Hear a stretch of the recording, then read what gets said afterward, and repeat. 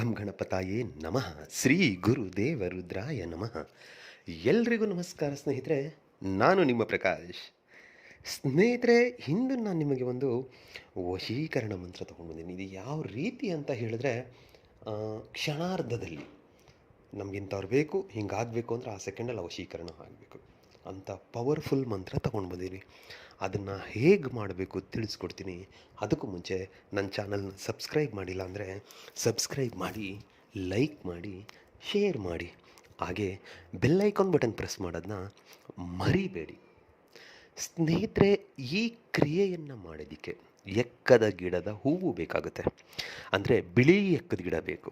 ಅದರಲ್ಲಿ ಕೆಂಪು ಇದೆ, ಬಿಳಿ ಇದೆ. ಅದರಲ್ಲಿ ಬಿಳಿ ಎಕ್ಕದ ಗಿಡದ ಹೂವು ಒಂದು 5 ಹೂವು ಬೇಕಾಗುತ್ತೆ. 5 ಎಕ್ಕದ ಗಿಡದ ಹೂವನ್ನು ತೆಗೆದುಕೊಂಡು ನಿಮ್ಮ ಹತ್ರ ಇಟ್ಕೊಳ್ಳಿ. ಈ ಕ್ರಿಯೆಯನ್ನು ನೀವು ಮಂಗಳವಾರದ ದಿನ ಮಾಡಬೇಕಾಗುತ್ತೆ.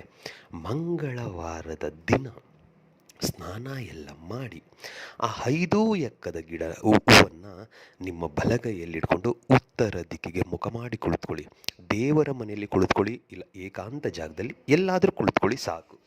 ಕುಳಿತುಕೊಂಡು ನಾನಿವಾಗ ಏನು ಮಂತ್ರ ಕೊಡ್ತೀನೋ ಆ ಮಂತ್ರವನ್ನು 108 ಸಾರಿ ಪಠನೆ ಮಾಡಿ.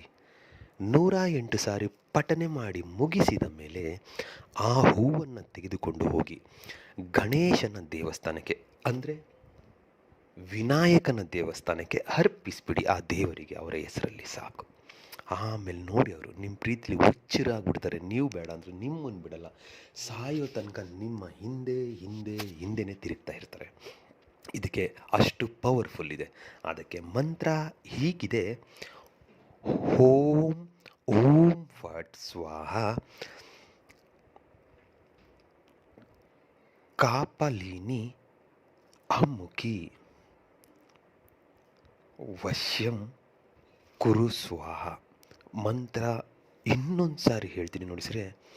ಓಂ ಓಂ ಫಟ್ ಸ್ವಾಹ ಕಾಪಲಿನಿ ಅಮುಖಿ ವಶ್ಯಂ ಕುರು ಸ್ವಾಹ.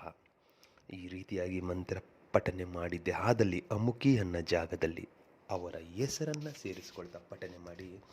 ಖಂಡಿತ ನಿಮಗೆ ರಿಸಲ್ಟ್ ಸಿಕ್ಕೇ ಸಿಗುತ್ತೆ.